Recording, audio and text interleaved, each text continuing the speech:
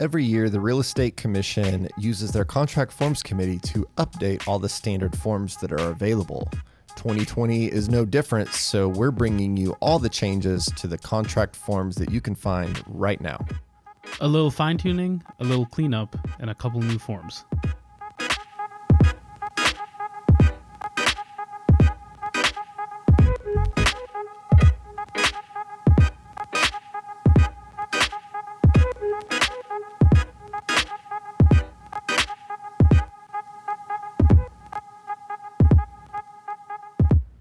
Welcome back to Talking Real, brought to you by the Oklahoma Association of Realtors. This is episode 102 of Talking Real. 102. I'm Jeff, and that's Nabil, your host of Talking Real. Nabil, how's your day? Fantastic. Good. Got the new year started off right. Yeah. Nabil's been meal prepping, bringing his lunch to work, trying to do that healthy New Year thing. We'll see how long it lasts. I'm craving a hamburger and French fries. I like that. But we'll talk about that later. All right. Yeah, we're getting the year started off great. We got a lot of great things coming at the association, coming down the pipeline. Big one, Capital Conference is coming up, and we hope to get a fantastic turnout for that. It's going to be a fun one. We're going to be talking about local issues, state issues, national issues, some great guests, some speakers, those kinds of things. A lot of cool stuff. And you can get signed up for that now. Yes, at OKRealtors/Capital Conference. Well, don't forget the .com. OKRealtors.com. There you go. So and that's March 3rd and 4th. Yes. So that's coming up at the beginning of March. So go check that out. I think we've got the schedule up there on that page. You can get signed up, and it's going to be a good one. And it's free. And it's free. So you have no excuse. That's right. So we hope to see you there. A lot of other good things coming up too. Region 9 is coming up as well. So Kansas, Oklahoma, Arkansas, Missouri, we're all getting together for a shared conference, and Oklahoma hosts this year right here in Oklahoma City. So you can check that out and get registered at narregion9.com. Yes. And that's the number 9, not spelled out 9. Yes. So check that out too. Yeah. And that's coming up in March as well. A little bit later. I'm really excited about that one. I think that one's going to be a lot of fun. For sure. Yeah. So a couple of good opportunities right around the corner. So go ahead and check those out and get signed up. This week on Talking Real, as is tradition every year, the Real Estate Commission makes some updates to their contract forms. And we're excited to bring you the contract forms updates for 2020 that are already out. So these are already on the Real Estate Commission's website. If you're using something like a transaction desk or something along those lines, your MLS and association at the local level has maybe already got these updated and uploaded on there. I'm not real sure, but you can check out the new forms on the Real Estate Commission's website at orec.ok.gov. And over on the left side, there's a link for contract forms. And we'll post a link to the updated document. Yes. Like the contract form changes in our show notes. For sure. So you can check all this out, but we're going to walk you through. And the good thing this year is there's nothing really major. There's some small tweaks, a little bit of cleanup, nothing really drastic, a couple of new forms that are available for use. So all in all, it's really positive. I think the Contract Forms Committee did some good work this year. I go to probably 80-90% of those meetings and sit in them and try to participate and help out as well. So it's always good to do this. I enjoy spending all day once a month talking about the contract forms because I'm a big nerd. Yeah. He's not being sarcastic. That's not sarcasm. That's real life. So like I said, not a lot of changes, but we're going to get into these and give you a little update so you know when you're getting the new a new contract, a new offer, or something along those lines, that you can be aware of what these changes are, and so that you're keeping up to date on the entire contract, and that you can explain to your clients the implications of all those things and making sure that you've got all your I's dotted and T's crossed, because the contract is so important. We talk about so many contract issues on Talking Real, a lot of questions that come in through the legal line related to the contract, and keeping up to date and just getting a continuing education on the contract and everything that's in that contract, I think is really important. Because I think that's probably one of the biggest problem areas where we just see confusion and miscommunication is about the interpretation of the contract. So make sure you stay up to date on these things and that you are clear, because you also have this period right now where a contract that comes in, somebody may be using last year's form.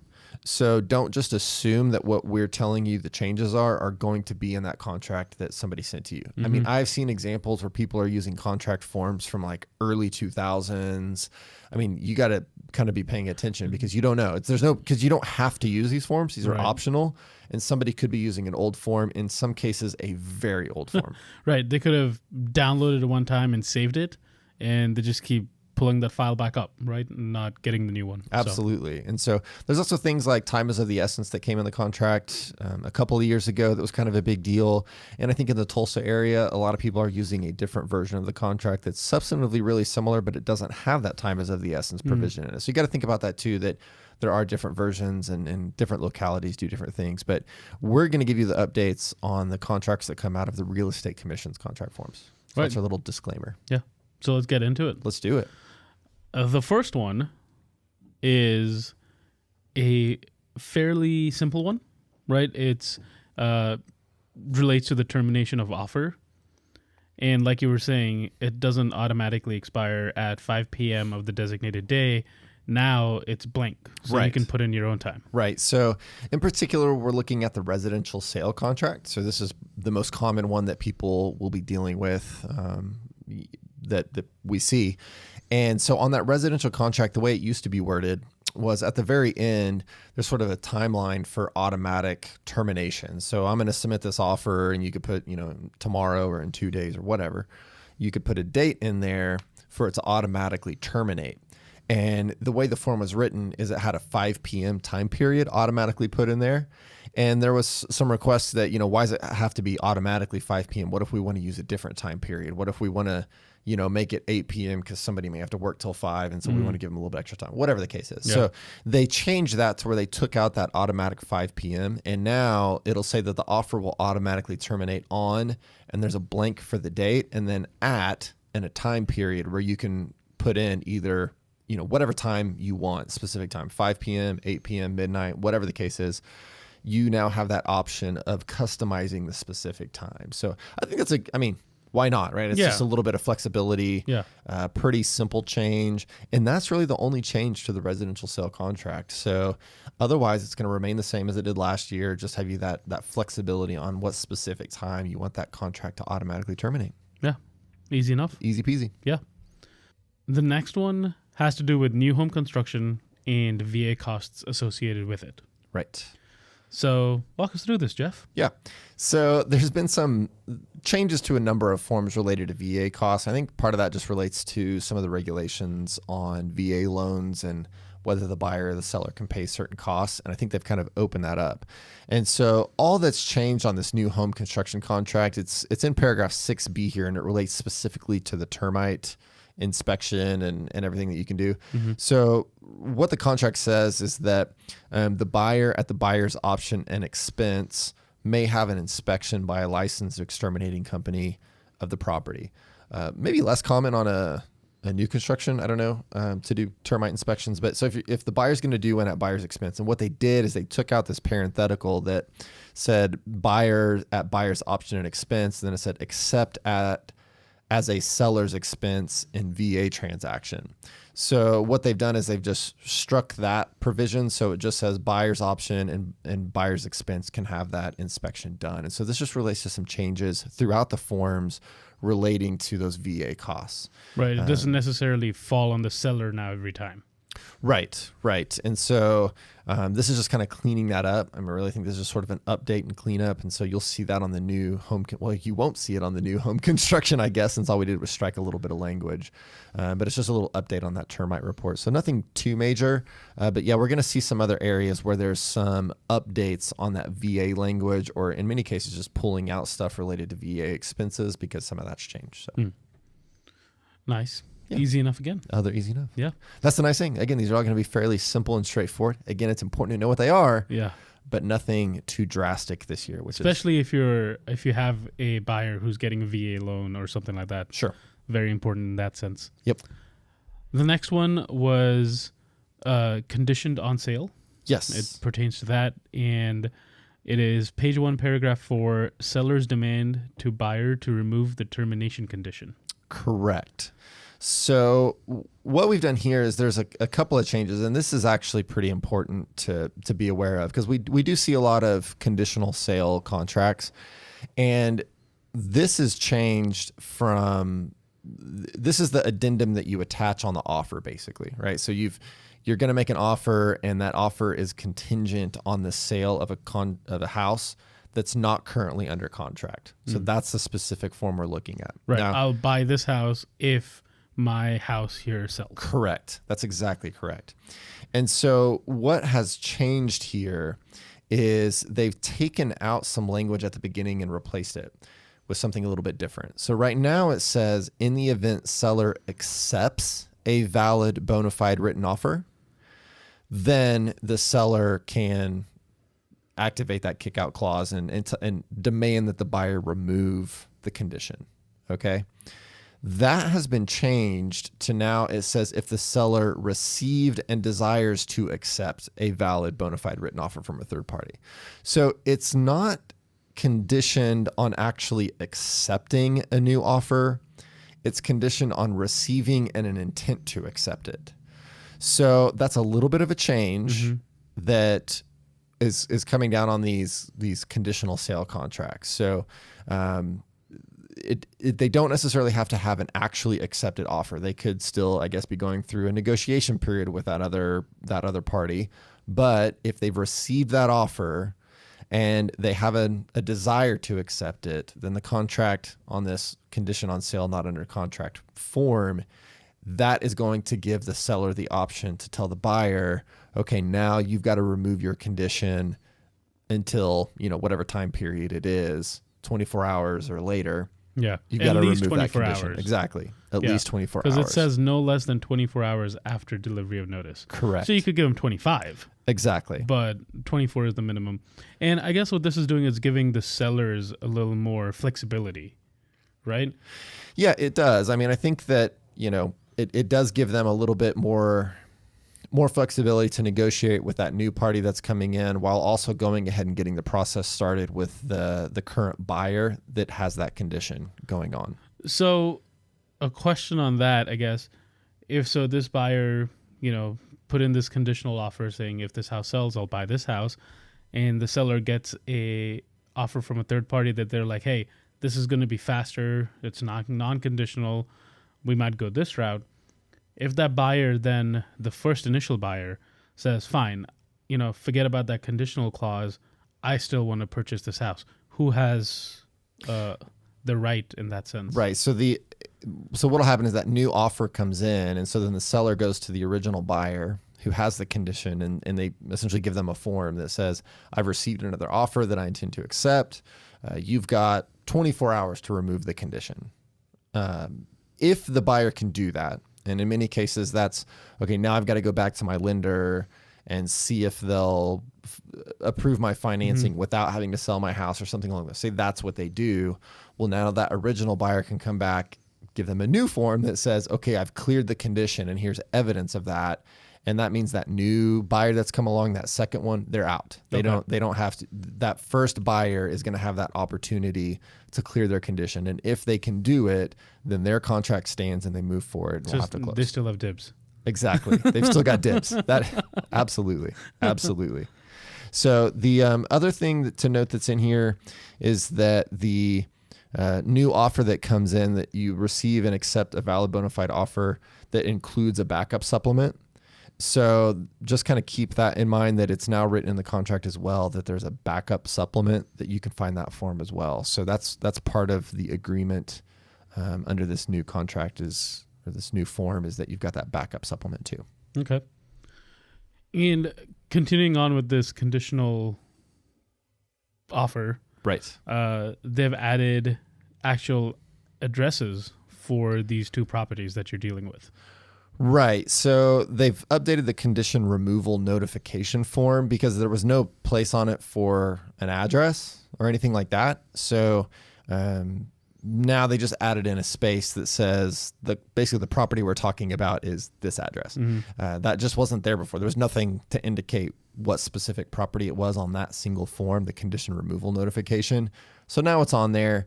That's on both the demand from the seller to remove the condition part of it and the notice that the condition has been removed. There's just a space for the address on there so that everybody's clear on exactly which property we're talking about. It's just, I mean, that's just a little housekeeping deal that if that form is laying around somewhere and someone's like, what file does this go in? You've got that piece of information now to show, which file it's for, what property we're talking about. Right. And that's just adding a little bit of clarity that makes a lot of sense. So no real substantive change there. Just note that address option is now on there. A little cleanup. Yep. The next couple of changes are kind of like what we had talked about before, were when it comes to VA buyers and VA financing. Right. So one of those changes is to the listing agreement, and the other one is to the VA guaranteed loan. Yes. And they've just removed portions. Correct. Of the contract with this. Yeah. So in the listing agreement, they just removed a short sentence that says, if the purchase of the property is a VA finance transaction, seller shall pay the cost of a HUD-approved infestation report by a licensed exterminating company. Again, this goes back to that original change that we had talked about in the new home construction contract, where they took that language out, or the little parenthetical out that talks about that being potentially a seller's expense. So again, all this is doing is taking that out of the listing agreement. That's no longer in there. And similarly, on the VA guaranteed loan, you have almost the exact same thing, where there's a paragraph that talks about the costs a VA prohibits buyer from paying, and says that in addition to any other costs required by the contract or this supplement, seller may pay at the time of closing an amount up to blank for these closing costs, which the buyer is prohibited from paying on a VA loan. And again, I think what's happened here is the VA doesn't necessarily prohibit the buyer from paying some of those costs anymore that they used to. And so they're just pulling those things out of the contract, the listing agreement, the VA guaranteed loan supplement. So it's just cleaning that up. And now those things, I guess, are negotiable or whatever the case is. So just note that those VA cost provisions may be coming out of certain forms in here, and that's all that is. So it's cleaning that up, I think, to make it more consistent with what the current regulation is on the VA loans. That's, I think, my understanding. Cool. And kind of standardizing the home buying process. Yeah. There you go. The last change, and then we'll talk about these new forms that OREC has introduced. Yeah. The last change is also pertaining to termites. Yes. we're doing the termite update year. So there's a form that you could get on standard clauses, and it has like 17 different clauses that may be relevant. They're just sort of a miscellaneous listing of these are provisions that will sometimes go in contracts that you may need. If you've never had a chance to go look at this, go take a look, because it's really kind of interesting what some of these provisions are, and it may be helpful to you at some point. So go take a look on OREC's website at the standard clauses. This one that we're talking about relates specifically to termite treatment, and what the old version said is that seller agrees to pay cost of termite treatment in the event that active termites or other wood destroying insects are found, in addition to the amount stated in the repair cap. So this is like a vestige of the old repair cap version of the contract that we had. And all they've done is take that reference out to the repair cap. So the new standard clause basically says that seller agrees to pay the cost of treating termites if it's found. So that's becoming more common, it sounds like, where people are just putting in that additional provisions in the initial offer, that they're saying we want the seller to agree up front that they'll cover the cost of any termite treatment, because it could be expensive. Right. And so yeah. They want that to be agreed to up front, that if we find termites, we want the seller to agree up front to pay for that. And that standard clause in that standard clause list has just been updated to take out that reference to the TRR cap that doesn't exist anymore. So again, just a little bit of cleanup there to make that consistent. It's funny how that's like multiple unrelated termite updates, but yeah, kind of funny. Yeah. A lot of termites and a lot of VA loan.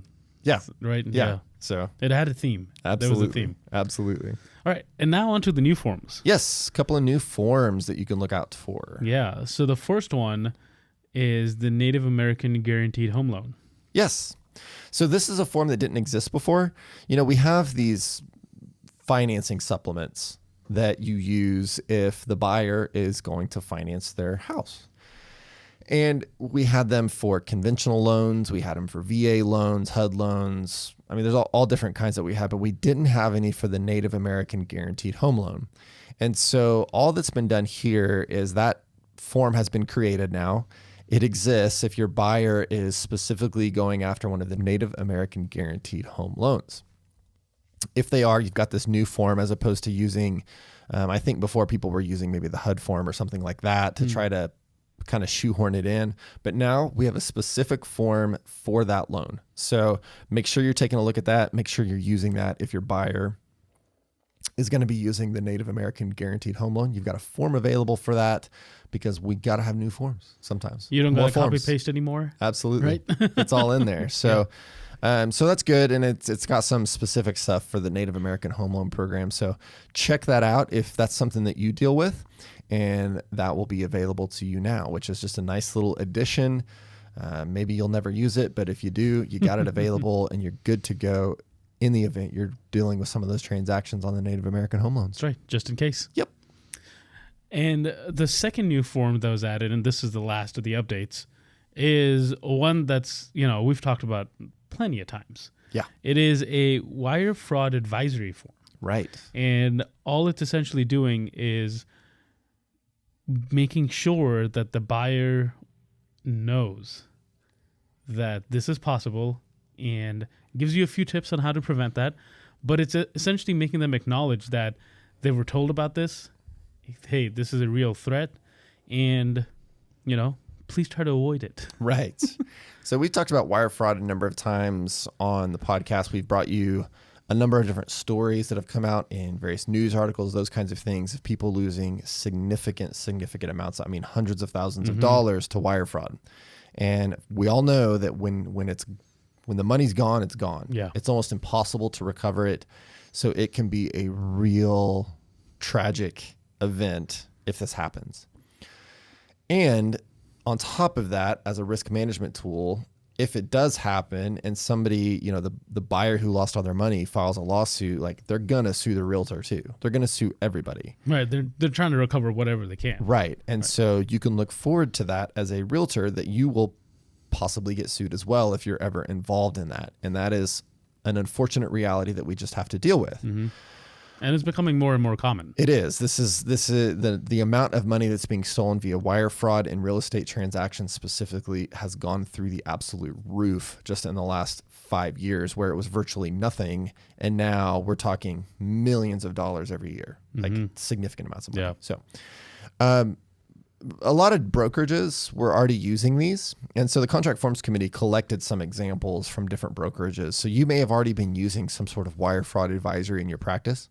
And that's great. And we are excited that you've been doing that for some time. Yeah, that's awesome. But now there's one out there that OREC built their own, a wire fraud advisory that just is a notification that you can use for the buyer and the seller to get them to actually sign off on it, that says, we've signed this, we've read it, we've agreed to it, we understand it. We covered this. Exactly. Right. So this helps protect you, and it gives you a tool that you can sit down with your buyer or seller and talk to them about it, to say, look, wire fraud's a real deal. This is a real issue and you need to be aware. And so here are some ground rules that we're going to do. It talks about things like, being careful who you email and reading your emails and emailed wire fraud, wiring instruction, and those kinds of things. So take a look at that. It's a 1-page deal that you can start using. And I highly, highly encourage it if you're not using one of these in your transactions, especially with your buyers, because that's usually who's going to be wiring the money. But, definitely start using this, because in a worst case scenario, this will help protect you. And I think it's an ounce of prevention that will help protect your buyers and your sellers and anybody that you're dealing with that's wiring money. It's going to help protect them as well. Mm-hmm. And I love the bolded caps instruction saying, do not ever wire funds prior to calling your escrow officer to confirm wire instructions. Yeah. Like that is, I think as long as you just do that, you'll be safe. Yeah. And I recently, we bought a house and I was going to go initiate the wire transfer, and I did that, right? I was like, you know what? If I'm going to sit here on this podcast and tell people what a best practice is, I'm going to do that. So I had the wiring instructions. I didn't call the number on the wiring instructions. Because, you shouldn't do that. Yep. So I went on my phone and I Googled the company, the closing company. I called them and I said, hey, I'm about to go in and initiate a wire. Can you just help me and verify these wiring instructions are correct? And we went through it over the phone. But then I felt good to go. Yeah. Real simple. Took a 2-minute phone call.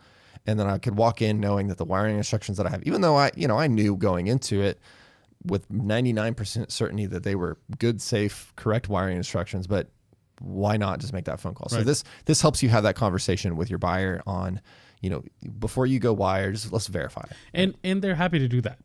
It's not a burden, or you're not bothering anyone. Like, they're happy to verify these wiring instructions because it is a big deal. Yeah, right? absolutely. Yeah. Well, and they're also going to be named in the lawsuit if it happens. So they're happy to do it, right? Yeah. And everything just goes out the window if it happens. So yeah, always be vigilant in 2020 on the wiring instructions and how that works, and have those conversations and use that form. Yeah. Or whatever form you have in your brokerage. Yeah. As long as you're covering this possibility. Exactly. So we'll link these 2 new forms in the show notes as well. So easy access for you. And that concludes the OREC form changes. Yeah. Pretty straightforward this year. Always a discussion to have about these. So it's good stuff. I think there are going to be some other, we'll see what comes out this next year. I think some of the priorities that we're going to be seeing are some look at the property management related forms. So your leases and lease applications and those kinds of things. That's something that we're going to be seeing coming out of the Contract Forms Committee meeting coming up. So we'll take a look at that this year, and maybe that'll be updated. A couple of updates on the property disclosure form, I think, that we'll be seeing. So in your residential property disclosure form, there's a little just really more cleanup than anything. Not anything substantive necessarily, but just cleaning a little bit of that up as well. That's got to go through a rulemaking process, so that may take a little bit longer. But yeah, it's going to keep on rolling, and we'll be bringing you all the updates the next time we've got some changes coming out of the contract forms. Yeah, that sounds great. We will. Absolutely. This is Jeff's favorite topic. It is. It's one of my favorite topics. I love it. I hope you guys love it too. Yeah, you gotta. Yeah. So again, don't forget to go check out and register for Capital Conference. Region 9 conference is coming up. We gave you those links at the beginning of the show, and we just encourage you to show up and take part and have a good time. It'll be fun. And if you forgot the links, go to okrealtors.com. All the links are right there. There you go. So we look forward to seeing you there. And we, again, thank you for joining us in 2020 on Talking Real for episode 102 and beyond. And we're just excited to have you. If you haven't had a chance, please go wherever you listen to your podcasts, Apple Podcasts, wherever the case is, Spotify, you can find us there, and many other platforms. And if you have the option to leave us a review, please do. Please. And make sure that you are sharing this with a friend who you think may find value in Talking Real that comes to you every week right here from the Oklahoma Association of Realtors Talking Real Studio. Yeah.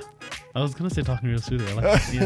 Like we're thinking the same thing. We're on the same wavelength. Yeah. And specifically this episode, share this episode with your office, so everyone knows what these new changes are, whether they use them on a daily basis, whether you use these forms or not, but it's good to know.